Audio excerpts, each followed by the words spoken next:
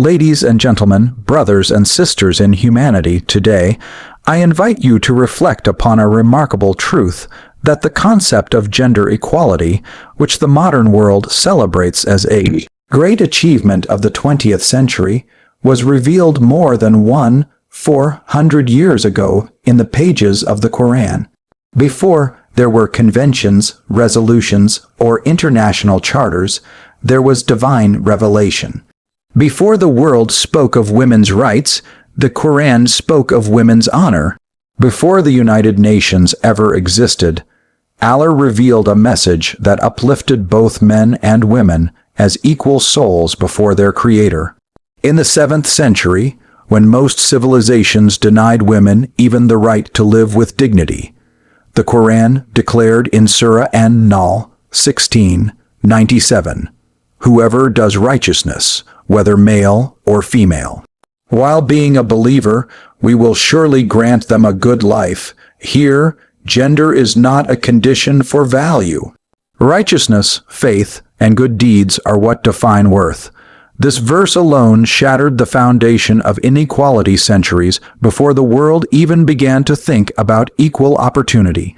Let us remember that in the same era when baby girls were buried alive in Arabia, the Quran condemned such acts with powerful words in Surah At-Takwir 81, 8-9, and when the girl who was buried alive is asked, for what sin was she killed? This was not just a verse, it was a revolution, a declaration that women are not burdens, but blessings. The Quran recognized the spiritual equality of men and women in Surah Al-Ahzab 33:35. Indeed, the Muslim men and Muslim women, the believing men and believing women, Allah has prepared for all of them forgiveness and a great reward. Notice the perfect balance, every quality, every virtue, every reward is mentioned for both men and women side by side. This is not accidental. It is intentional divine precision. In matters of education, Islam made no distinction between genders. The very first word revealed, Iqra, read, was not addressed to a man or a woman, but to humanity. It was a command to learn, to seek knowledge, to rise through wisdom for both genders. Centuries later, the world would open schools for girls. But Islam had already opened the doors of knowledge for all. Now, let's consider rights to property, inheritance, and identity. Long before modern societies granted women the right to own property, the Quran had already declared in Surah An-Nisa 4:7, "For men is a share of what their parents and close relatives leave, and for women is a share of what their parents and close relatives leave, be it little or much, an obligatory share." This was an unthinkable concept in the 7th century. The Quran gave women economic independence and respect long before the idea of women's financial rights entered any legal system. The Quran did not only grant rights, it built balance. It recognized that equality is not sameness.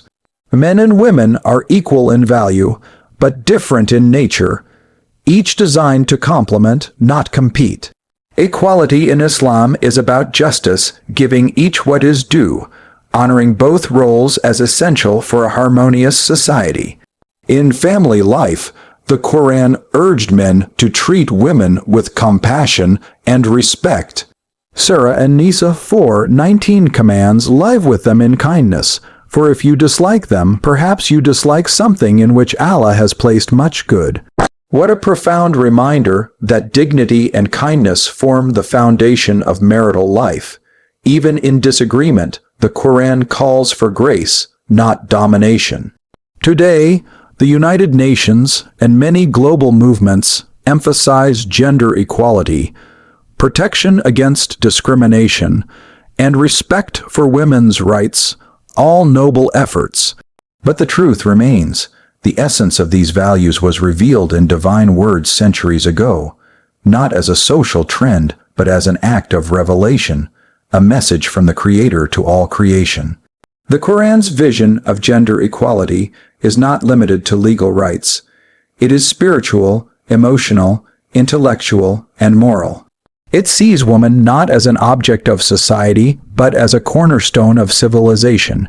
She is a daughter deserving honor, a wife deserving love, a mother deserving paradise beneath her feet. No constitution or human law can match that depth of respect. So when the world celebrates gender equality, let us remember, Islam taught it before the world demanded it. The Quran did not wait for conferences or committees, it declared it with divine authority.